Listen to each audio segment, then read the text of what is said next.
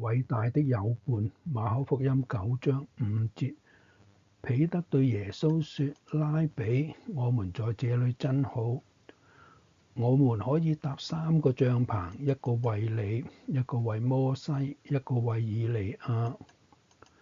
最偉大嘅友伴，經常都係喺歷史中去揾到嘅。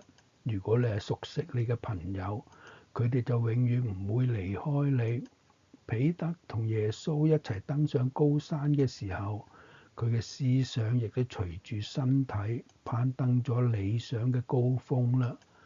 喺嗰度，佢見到歷史上最偉大嘅友伴摩西、以利亞，仲有佢哋二人所仰望嘅基督。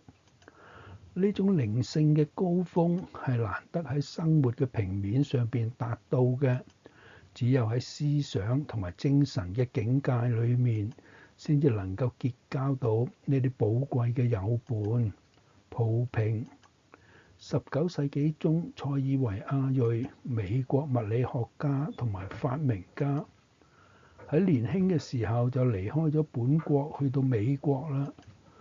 當佢再次入境嘅時候，移民局嘅官員就問佢喺美國有冇一啲朋友嘅呢？佢就回答話啦，有嘅，好似係富蘭克林、林肯、斯托夫人等等啦。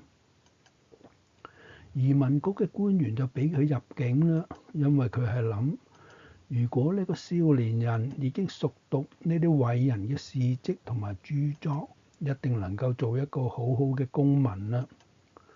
其實要認識世界偉大嘅人物係唔難嘅，要同佢哋結交亦都唔難。佢哋係喺書本裏邊好耐心咁等候住你㗎。聖經中就冇記載耶穌細個所受嘅教育。有啲猶太人就話啦，呢個人都冇讀過書，點樣能夠明白書呢？其實由耶穌嘅言行，我哋知道佢係已經熟讀舊約嘅記載嘅，甚至能夠隨口而出引經據典。佢係以讀書為得到智慧嘅一個重要源頭。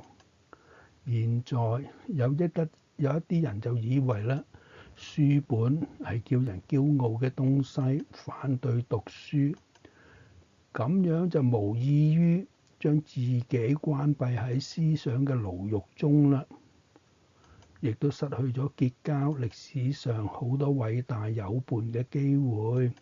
主啊，求你開啟我嘅智慧，令我能夠善於選擇，喺歷代好多聖言中擇善相交，令我能夠由呢啲寶貴嘅友伴中去學習，更加與你接近。